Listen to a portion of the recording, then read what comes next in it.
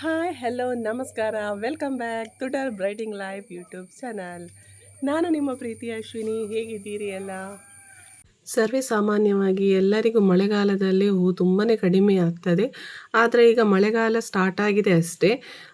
ನನಗಂತೂ ತುಂಬ ಕಡಿಮೆ ಏನೂ ಆಗಿಲ್ಲ.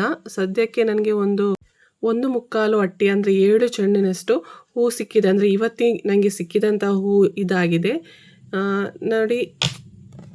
ಹಾಗಂತ ಹೇಳಿ ತುಂಬ ಖುಷಿ ಎಲ್ಲ ತುಂಬ ಬೇಜಾರಿಲ್ಲ. ಯಾಕೆಂದರೆ ನಾನು ಗಿಡ ನೆಟ್ಟದ್ದಕ್ಕೆ ನನಗೆ ಇಷ್ಟು ಹೂ ಸಿಗ್ತಾ ಇದೆ ಎಂಬುದೊಂದು ಖುಷಿ ಇದೆ.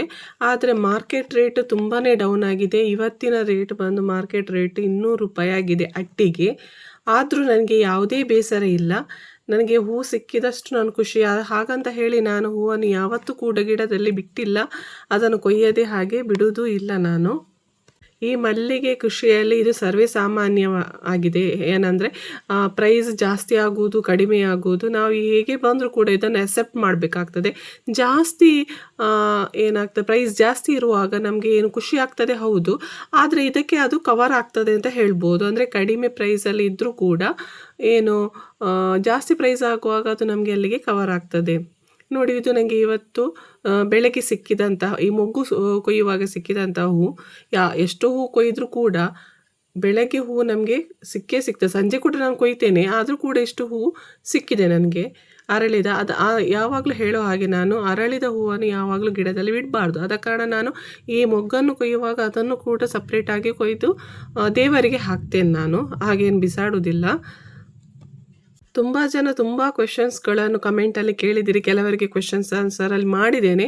ಇನ್ನು ಕೆಲವರಿಗೆ ನಾನು ನೆಕ್ಸ್ಟ್ ವೀಡಿಯೋದಲ್ಲಿ ಕ್ವೆಶನ್ ಆನ್ಸರ್ ಅಂತ ಹೇಳ್ಕೊಂಡು ನಾನು ವೀಡಿಯೋ ಮಾಡ್ತೇನೆ. ಅದರಲ್ಲಿ ನಿಮಗೆ ನಿಮ್ಮ ಕ್ವೆಶನಿಗೆ ಆನ್ಸರನ್ನು ಕೊಡ್ತೇನೆ. ಇವತ್ತಿನ ವಿಡಿಯೋದಲ್ಲಿ ನಾನು ಯಾವ ರೀತಿಯಾಗಿ ಮಳೆಗಾಲದಲ್ಲಿ ಗೊಬ್ಬರ ಹಾಕ್ತೇನೆ, ಅಂದರೆ ಯಾವ ಗೊಬ್ಬರವನ್ನು ಹಾಕ್ತೇನೆ ಅಂತ ನಾನು ನಿಮ್ಮಲ್ಲಿ ಹಂಚಿಕೊಳ್ತೇನೆ. ಹಾಗೆ ನನ್ನ ಈ ಚಾನಲನ್ನು ಸಬ್ಸ್ಕ್ರೈಬ್ ಮಾಡದೆ ನೋಡ್ತಾ ಇದೆ, ದಯವಿಟ್ಟು ಸಬ್ಸ್ಕ್ರೈಬ್ ಮಾಡಿ ನೋಡಿ. ಯಾವ ರೀತಿಯಾಗಿ ನಮ್ಮ ಗಿಡಗಳನ್ನು ಆರೈಕೆ ಮಾಡಬೇಕು ಅಂತ ನಾನು ಯಾವತ್ತಿಂದ ವಿಡಿಯೋ ಮಾಡಬೇಕು ಅಂತ ಎನಿಸಿದ್ದೆ. ಆದರೆ ಕಂಟಿನ್ಯೂಸ್ ಮಳೆಯಿಂದ ಇಲ್ಲಿ ಬಂದು ವಿಡಿಯೋ ಮಾಡಲಿಕ್ಕೆ ಆಗಿಲ್ಲ ನನಗೆ. ಸ್ವಲ್ಪ ಇವತ್ತು ಮಳೆ ಕಮ್ಮಿ ಇತ್ತು, ಮತ್ತು ಸ್ವಲ್ಪ ಬಿಸಿಲಿದ್ದದಕ್ಕೆ ಈಗಷ್ಟೇ ನಾನು ಹೋಗಿ ಮಾರ್ಕೆಟಿಗೆ ಮಲ್ಲಿಗೆ ಕೊಟ್ಟು ಬಂದದ್ದು. ಮಲ್ಲಿಗೆ ಕೊಟ್ಟು ಬಂದು ಸೀದಾ ಈಗ ಸ್ವಲ್ಪ ಸ್ಪ್ರೇ ಬಾಟಲನ್ನು ಚಾರ್ಜಿಗಿಟ್ಟು ಸ್ವಲ್ಪ ಮೇಲೆ ಬಂದು ವೀಡಿಯೋ ಮಾಡುವ ಅಂತ ಬಂದೆ. ನಾನು ಮೇಲೆ ಬಂದದ್ದೇ ತಕ್ಷಣ ಸೂರ್ಯದೇವರು ನಾಪತ್ತೆ. ನೋಡಿ ಎಷ್ಟು ಮೋಡ ಕವಿದಿದೆ ಅಂತ. ಸುತ್ತಲೂ ಮೋಡ ಆಗಿದೆ. ನಾನು ಮೇಲೆ ಬರೋ ತನಕ ಸೂರ್ಯ ಕಾಣ್ತಾ ಇದ್ರು, ಈಗ ಸೂರ್ಯದೇವರೇ ಇಲ್ಲ. ಸುತ್ತ ನೋಡಿ ಮೋಡ.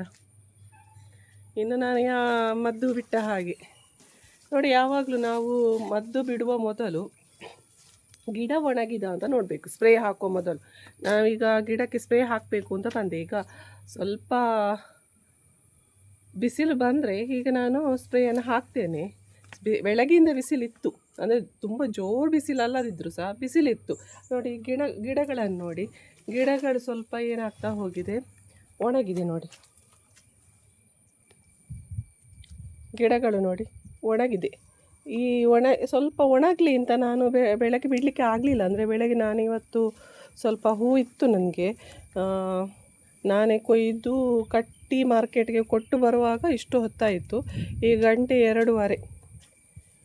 ಈ ಸಂದರ್ಭದಲ್ಲಿ ನಾನು ಬಿಸಿಲುಂಟು ಅಂತ ಓಡಿ ಬಂದೆ, ಸ್ವಲ್ಪ ಸ್ಪ್ರೇ ಹಾಕುವ ಅಂತ. ತುಂಬ ದಿವಸ ಆಯಿತು ಗಿಡಕ್ಕೆ ಸ್ಪ್ರೇ ಹಾಕದೆ, ಗೊಬ್ಬರ ಅಂತೂ ಹಾಕುವ ಹಾಗೆ ಇಲ್ಲ. ಈಗ ಸ್ವಲ್ಪ ಬಿಸಿಲು ಬಂದರೆ ಗೊಬ್ಬರ ಕೂಡ ಹಾಕ್ಬೋದು. ಅಂದರೆ ಗೊಬ್ಬರ ಅಂದರೆ ಹರಳಿಂಡಿ ಅಂತಹ ಗೊಬ್ಬರ ಅಲ್ಲ, ಹಟ್ಟಿ ಗೊಬ್ಬರ ಇಂಥದ್ದೆಲ್ಲ ಹಾಕಲ್ಲ ನಾನು. ಅನ್ನಪೂರ್ಣ ಮೆನ್ಯೂರ್ ಇದೆ ಅಲ್ವಾ, ಅದು ಹಾಕ್ಬೋದು. ಅದರೊಟ್ಟಿಗೆ ನಾನು ಸುಫಲವನ್ನು ಹಾಕ್ತೇನೆ. ಅನ್ನಪೂರ್ಣ ಮತ್ತು ಸುಫಲವನ್ನು ಹಾಕ್ತೇನೆ. ಇನ್ನು ನನ್ನ ಹಿಂದಿನ ವೀಡಿಯೋ ನೋಡಿದವರಿಗೆ ಗೊತ್ತಿರ್ಬೋದು, ಇದೆಲ್ಲವನ್ನು ನಾನು ಒಮ್ಮೆ ವೀಡಿಯೋ ಮಾಡಿ ಹಾಕಿದ್ದೇನೆ. ಆ ಕಾರಣವಾಗಿ ಎಲ್ಲರಿಗೂ ಈಗ ಸುಫಲ ಅಂದರೆ ಯಾವುದು, ಅನ್ನಪೂರ್ಣ ಯಾವುದು, ಅಂದರೆ ನಾನು ಯಾವೆಲ್ಲ ಗೊಬ್ಬರ ಯೂಸ್ ಮಾಡ್ತೇನೆ, ಸ್ಪ್ರೇಗಳನ್ನು ಯಾವುದೆಲ್ಲ ಯೂಸ್ ಮಾಡ್ತೇನೆ ಅಂತ ಆಲ್ಮೋಸ್ಟ್ ಆಗಿ ಗೊತ್ತಿರ್ಬೋದು. ಆದರೂ ನಾನು ವೀಡಿಯೋ ಮಾಡಿ ಹಾಕ್ತೇನೆ. ಆ ವಿಡಿಯೋವನ್ನು ನೋಡದಿದ್ದವರು ಈ ವಿಡಿಯೋದಲ್ಲಿ ಅವರಿಗೆ ಗೊತ್ತಾಗ್ಬೋದು ಅಂತ. ನೋಡಿ, ಈ ರೀತಿಯಾಗಿ ಇದು ಟ್ಯಾರಿಸ್ ಮೇಲಿರುವಂತಹ ಗಿಡ. ಇದಿಷ್ಟು ಕೂಡ ಟ್ಯಾರಿಸಲ್ಲಿ ಇರುವಂತಹ ಗಿಡ. ನನಗೆ ಹೆಚ್ಚಾಗಿ ಕ್ವೆಶನ್ಸ್ ಬರುವಂಥದ್ದು ನಿಮ್ಮಲ್ಲಿ ಎಷ್ಟು ಗಿಡ ಇದೆ ಅಂತ. ನನ್ನಲ್ಲಿ ಟೋಟಲ್ ಆಗಿ 190 ಗಿಡಗಳು ಇವೆ. ಈಗ ಪ್ರೆಸೆಂಟಾಗಿ 190, ಅಂದರೆ ಸಣ್ಣ ಸಣ್ಣ ಗಿಡಗಳಿವೆ, ಅದನ್ನು ಬಿಟ್ಟು ಹೂ ಕೊಡುವಂಥದ್ದು 190 ಗಿಡಗಳು ಇವೆ. ಎಲ್ಲವನ್ನು ಒಟ್ಟಿಗೆ ಒಮ್ಮೆ ವಿಡಿಯೋ ಮಾಡಿ ಹಾಕ್ತೇನೆ. ಈಗ ನಾನು ಟೆರೆಸ್ ಮೇಲೆ ಬಂದದ್ದು ನಿಜವಾಗಿ ಇದಕ್ಕೆ ಸ್ವಲ್ಪ ಕಸ ತೆಗೆದು ಸ್ವಲ್ಪ ಸ್ಪ್ರೇ ಮಾಡುವ ಅಂತ ಬಂದೆ. ಈಗ ಈ ವಾತಾವರಣ ನೋಡುವಾಗ ನನಗೆ ಸ್ಪ್ರೇ ಮಾಡುವ ಹಾಗೆ ಕಾಣ್ತಾ ಇಲ್ಲ. ಯಾಕೆಂದರೆ ನಿಮಗೆ ಕಾಣ್ತಾ ಇಲ್ಲವೋ ಗೊತ್ತಿಲ್ಲ, ಹನಿ ಹನಿ ಮಳೆ ಬರ್ತಾನೇ ಇದೆ. ಮಳೆ ಬರಲಿಕ್ಕೆ ಸ್ಟಾರ್ಟ್ ಆಯಿತು. ಅಷ್ಟು ಒಳ್ಳೆ ಬಿಸಿಲಿತ್ತು. ಅದನ್ನು ನೋಡಿ ನಾನು ಸ್ಪ್ರೇ ಮಾಡುವ ಅಂತ ಬಂದದ್ದು. ನಾನು ಸ್ಪ್ರೇ ಮಾಡಲಿಕ್ಕೆ ಬಂದದ್ದು ಟೈಮ್ ಸರಿಯಾಗಿಲ್ವಾ ಅಂತ. ಯಾವ ರೀತಿಯಾಗಿ ಮಳೆ ಬರಲಿಕ್ಕೆ ಸ್ಟಾರ್ಟ್ ಆಯಿತು, ಹನಿ ಹನಿ ಮಳೆ ಬರಲಿಕ್ಕೆ ಸ್ಟಾರ್ಟ್ ಆಯಿತು. ಇನ್ನು ಬಿಸಿಲು ಬರ್ತದ. ನಾನೊಂದು ಚಾರ್ಜಿಗಿಟ್ಟು ಬಂದದ್ದು, ಇನ್ನು ನಾನು ಸ್ಪ್ರೇ ಮಾಡ್ಬೋದು ಅಂತ ಹೇಳ್ಕೊಂಡು. ಇದು ನೋಡಿ, ಮೋಡ ನೋಡಿ, ಈ ರೀತಿ ಮೋಡ ಇರುವಾಗ ಇಲ್ಲಿ ನಾನು ಸ್ಪ್ರೇ ಮಾಡೋದು. ನನಗೆ ಖುಷಿ ಆಯಿತು, ಇವತ್ತು ಸ್ಪ್ರೇ ಮಾಡ್ಬೋದು ಗಿಡಕ್ಕೆ ಅಂತ. ಅಂದರೆ ಅದಕ್ಕೆ ತುಂಬ ದಿವಸ ಆಯ್ತಲ್ಲ, ಅದಕ್ಕೆ ಏನೂ ಹಾಕಲಿಲ್ಲ ಪಾಪ. ಗಿಡ ಏನೋ ಸ್ವಲ್ಪ ದಣಿದು ಹೋದಾಗೆ ಉಂಟು. ನಿಮಗೆ ಕಾಣ್ತಾ ಇರ್ಬೋದು ನೋಡಿ, ನೆಲ ನೋಡಿ, ಆ ಬುಡದಲ್ಲಿ ಮಾತ್ರ ಸ್ವಲ್ಪ ಒದ್ದೆಯಾಗಿದೆ. ನೆಲ ನೋಡಿ ಒಣಗಿದೆ. ಇದನ್ನು ನೋಡಿ ನಾನು ಬಂದದ್ದು. ಬಿಸಿಲುಂಟಲ್ವಾ ಸ್ವಲ್ಪ ಹಾಕುವ ಅಂತ. ಇದು ಮಳೆ ಬರಲಿಕ್ಕೆ ಸ್ಟಾರ್ಟ್ ಆಯಿತು. ಮಳೆ ಬರ್ತಾ ಉಂಟು, ಹನಿ ಹನಿ ಮಳೆ ಬರ್ತಾ ಉಂಟು. ಈಗ ಇಲ್ಲಿಗೆ ನಾನು ಸ್ಪ್ರೇ ಹಾಕೋದು ನೋಡಿ.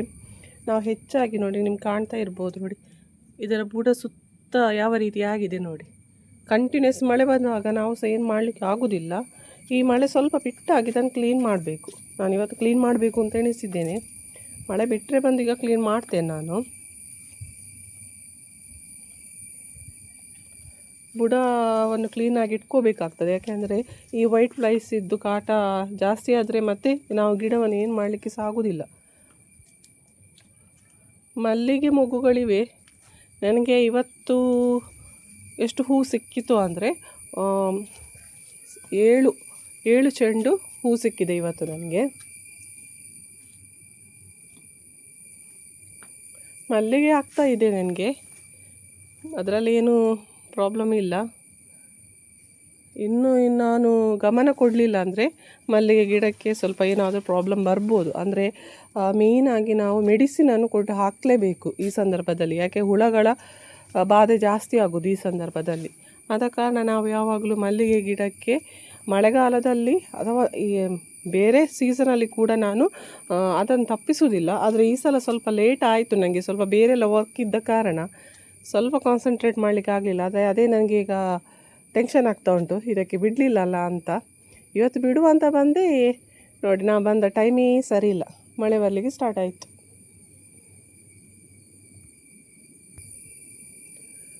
ಮಳೆಗಾಲದಲ್ಲಿ ಯಾವ ರೀತಿ ಆರೈಕೆ ಮಾಡಬೇಕು, ಮುಖ್ಯವಾಗಿ ನಾವು ಬೇರೆ ಸೀಸನಲ್ಲಾದರೂ ಹೇಗಾದರೂ ನಾವು ನಡೀತದೆ, ಅಂದರೆ ನಾವು ಗೊಬ್ಬರ ಹಾಕ್ತೇವೆ, ಆದ ಕಾರಣ ಗಿಡ ಅಷ್ಟೇನು ಹಾಳಾಗಲ್ಲ. ಮಳೆಗಾಲದಲ್ಲಿ ತುಂಬ ಗಿಡಗಳು ಹಾಳಾಗೋದು ಜಾಸ್ತಿ.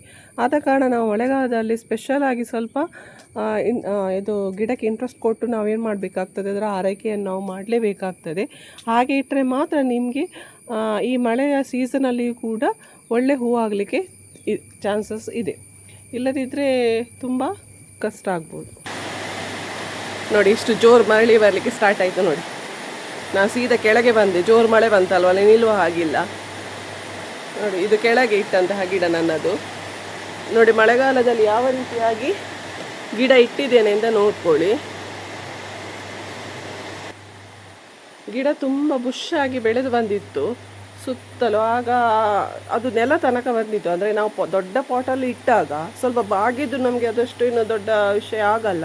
ಆದರೆ ನಾವು ಗ್ರೋ ಬ್ಯಾಗಲ್ಲಿ ಹಾಕಿದಾಗ ಗಿಡ ಏನಾಗ್ತದೆ, ಫುಲ್ಲು ಕೆಳಗೆ ಬಾಗಿದರೆ ಅದು ನೀರು ತಾಗಿ ಏನಾಗ್ತದೆ, ಅಲ್ಲಿ ಕೊಳೆತು ಹೋಗ್ತದೆ, ಮತ್ತು ಹುಳ ಹಿಡಿದಾಗೆ ಆಗ್ತದೆ. ಆ ರೀತಿ ಎಲ್ಲ ಪ್ರಾಬ್ಲಮ್ ಆಗ್ತದೆ. ಆ ಕಾರಣಕ್ಕೋಸ್ಕರ ನಾನು ಏನು ಮಾಡಿದ್ದೇನೆ ಅಂದರೆ, ಆ ಕೆಳಗೆ ಬಾಗಿದ್ದೇವಲ್ವ, ಅದನ್ನು ಒಟ್ಟಾಗಿ ಸೇರಿಸಿ ಈ ರೀತಿಯಾಗಿ ಕಟ್ಟಿದ್ದೇನೆ ನೋಡಿ. ಕಾಣ್ತಾ ಇರ್ಬೋದಲ್ಲ, ಈ ರೀತಿಯಾಗಿ ಕಟ್ಟಿದ್ದೇನೆ ಎಲ್ಲ ಗಿಡವನ್ನು ಕೂಡ. ನನಗೆ ಆಚೆ ಹೋಗಿ ವಿಡಿಯೋ ಮಾಡಿರೋ ಹಾಗೆ ಆಗಿಲ್ಲ, ಮಳೆ ಬರ್ತಾ ಉಂಟು. ಕಾಣ್ತಾ ಇದೆ ಅಲ್ಲ.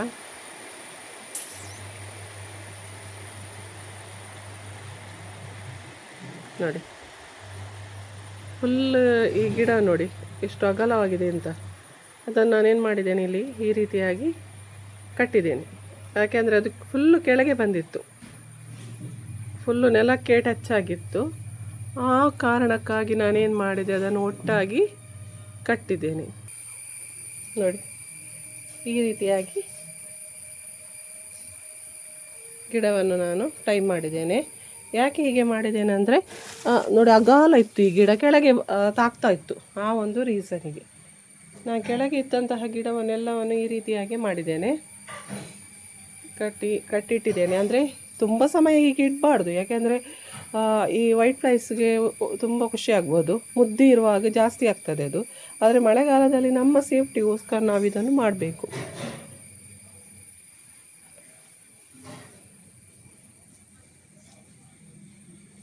ನೋಡಿ ಈ ರೀತಿಯಾಗಿ ಗಿಡವನ್ನು ಟೈ ಮಾಡಿದ್ದೇನೆ ನಾನು.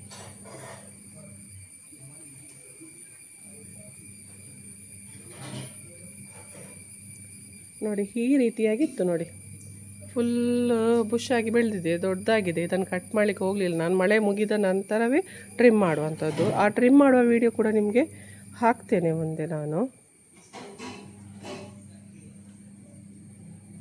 ನೋಡಿ ಈ ರೀತಿಯಾಗಿತ್ತು ಗಿಡ, ಈ ಗಿಡ ಕೂಡ. ಅದನ್ನು ಈ ರೀತಿಯಾಗಿ ಸ್ವಲ್ಪ ಟೈ ಮಾಡಿ, ಇದನ್ನು ಮಾಡಬೇಕು ಅಂತ ಇರಲಿಲ್ಲ, ಆದರೆ ತುಂಬ ಅಗಲ ಹೋಗಿತ್ತಿದ್ದು. ಆ ಒಂದು ರೀಸನ್ಗೆ ನಾನು ಇದನ್ನು ಕೂಡ ಸ್ವಲ್ಪ ಟೈಮ್ ಮಾಡಿದ್ದೇನೆ. ನೋಡಿ ಈ ಗಿಡ, ನೋಡಿ ಈ ಗಿಡ ಹೇಗಿದೆ ನೋಡಿ, ಫುಲ್ಲು ಅಗಾಲವಾಗಿ ಹೋಗಿದೆ. ಹೀಗಾದರೆ ಏನಾಗ್ತದೆ ಅಂದರೆ, ತುಂಬ ಗಾಳಿ ಬರುವಾಗ ಅಥವಾ ತುಂಬ ಮಳೆ ಬರುವಾಗ ಗೆಲ್ಲೆ ಕಟ್ಟಾಗಿ ಹೋಗ್ತದೆ ಅಲ್ಲಿ. ಅದನ್ನು ಸ್ವಲ್ಪ ಪ್ರೊಟೆಕ್ಟ್ ಮಾಡುವ ಅಂತ ಹೇಳಿ ಈ ರೀತಿಯಾಗಿ ಮಾಡಿದ್ದು. ಇದಿಷ್ಟು ಗ್ರೋ ಬ್ಯಾಗಲ್ಲಿ ಹಾಕಿದಂತಹ ಗಿಡ. ಒಂದು ಸೈಡಲ್ಲಿ ನಾನು ಯಾವಾಗಲೂ ತೋರಿಸ್ತಾ ಇರ್ತೇನೆ. ಈಗ ಇದರ ಈ ಸೈಡಲ್ಲಿ ಈ ರೀತಿ ದೊಡ್ಡ ಪಾಟಲ್ಲಿ ಹಾಕಿದ್ದು ನೋಡಿ, ಇಷ್ಟು ದೊಡ್ಡ ಪಾಟಲ್ಲಿ ಹಾಕಿದ್ದು. ಇದು ಸುತ್ತ ನನ್ನ ಅಂಗಳದ ಉದ್ದಕ್ಕೆ ಹಾಗೇ ಇಟ್ಟಿದ್ದೇನೆ ಗಿಡ. ಆದರೆ ನಾನೇ ಹೇಳ್ತೇನೆ ಯಾವಾಗಲೂ ಬಿಸಿಲು ಬೀಳುವ ಕಡೆಯಲ್ಲಿ ಇಡಿ ಅಂತ. ಆದರೆ ಈ ಮಳೆಗಾಲದಲ್ಲಿ ಸ್ವಲ್ಪ ಪ್ರೊಟೆಕ್ಟ್ ಮಾಡುವ ಅಂತ ಹೇಳಿ ಈ ರೀತಿಯಾಗಿ ನೋಡಿ, ಇದು ನನ್ನ ಅಂಗಳದಲ್ಲಿ ಇಟ್ಟದ್ದು. ಪ್ರೊಟೆಕ್ಟ್ ಮಾಡುವ ಅಂತ ಹೇಳಿ ಇಲ್ಲಿ ಈ ಸಲ ನಮಗೆ ಇಲ್ಲಿ ಮೇಲೆ ಶೀಟ್ ಹಾಕಿದ್ದಾರೆ ನೋಡಿ, ಈ ರೀತಿ ಶೀಟ್ ಹಾಕಿದೆ. ಇನ್ನು ಬಿಸಿಲು ಬರುವಾಗ ನಾನು ಇಲ್ಲಿ ಇಡಲ್ಲ, ಮಳೆಗಾಲದಲ್ಲಿ ಸ್ವಲ್ಪ ಪ್ರೊಟೆಕ್ಟ್ ಆಗಲಿ. ಸ್ವಲ್ಪ ದೊಡ್ಡ ಗಿಡಗಳಲ್ವ, ಬೇಗ ಹಾಳಾಗುವಂಥದ್ದು, ಗೆಲ್ಲೆಲ್ಲ ಮುರಿದು ಹೋಗುವಂಥದ್ದು. ಆ ಕಾರಣಕ್ಕೋಸ್ಕರ ಈ ಸಲ ಒಂದು ನೋಡುವ, ಇದರ ಅಂಡರಲ್ಲಿಟ್ಟು, ಈ ಶೀಟಲ್ಲಿ ಅಂಡರಲ್ಲಿ ಇಟ್ಟು ಸ್ವಲ್ಪ ನೋಡುವ ಅಂತ. ಅಂದರೆ ಈ ಸಲ ಹಾಕಿದಷ್ಟೇ ಇದು ಹೇಗೆ ಆಗ್ತದೆ ಅಂತ ನೋಡುವ ಅಂತ ಇಲ್ಲೇ ಬಿಟ್ಟಿದ್ದೇನೆ ನಾನು. ಇದನ್ನು ಹೊರಗೆ ಇಡಲಿಲ್ಲ. ಇನ್ನು ಬಿಸಿಲು ಬರುವಾಗ ನಾನೀಗ ಇಟ್ಟಿದ್ದರಿಂದ ನೀವು ಇಡಬೇಡಿ. ಆದರೆ ಮಳೆಗಾಲದಲ್ಲಿ ಈ ರೀತಿ ಇಟ್ಟರೆ ಸ್ವಲ್ಪ ಪ್ರೊಟೆಕ್ಟ್ ಆಗ್ತದೆ ಗಿಡ, ಯಾಕೆಂದರೆ ಡೈರೆಕ್ಟಾಗಿ ಮಳೆ ನೀರು ಬೀಳಲ್ಲ. ಆದರೆ ಗಿಡ ಒಣಗಿದಾಗ ನಾವು ಇದಕ್ಕೆ ನೀರನ್ನು ಹಾಕಲೇಬೇಕಾಗ್ತದೆ, ಮಳೆ ಬರದೇ ಇರಲಿ. ಯಾಕೆಂದರೆ ಇದು ಶೀಟ್ ಅಡಿಯಲ್ಲಿ ಇರುವಂಥ ಕಾರಣ. ನೋಡಿ ಇದು ನನ್ನ ಅಂಗಳದಲ್ಲಿರುವಂಥದ್ದು, ದೊಡ್ಡ ದೊಡ್ಡ ಪಾಟಲ್ಲಿ ಹಾಕಿದ ಗಿಡಗಳಿದೆಲ್ಲ.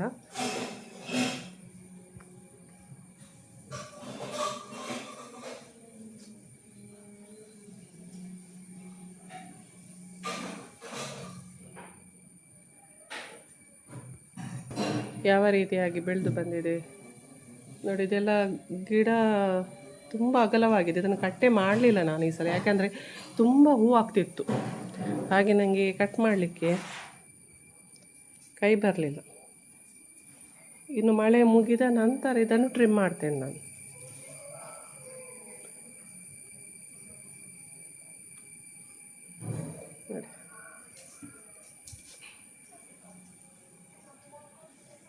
ಪ್ರತಿಯೊಂದು ಗಿಡವು ಇದೇ ಸೈಜಲ್ಲಿದೆ ಈ ಅಂಗಳದಲ್ಲಿರುವಂಥದ್ದು. ಮೇಲೆ ಈ ರೀತಿಯಾಗಿ ಶೀಟ್ ಇದೆ. ಮೊದಲು ಇಲ್ಲಿ ಇರಲಿಲ್ಲ ಶೀಟ್. ಇದೊಂದು ಹಾಕಿ ಒಂದು ವಾರ ಆಯಿತಷ್ಟೇ.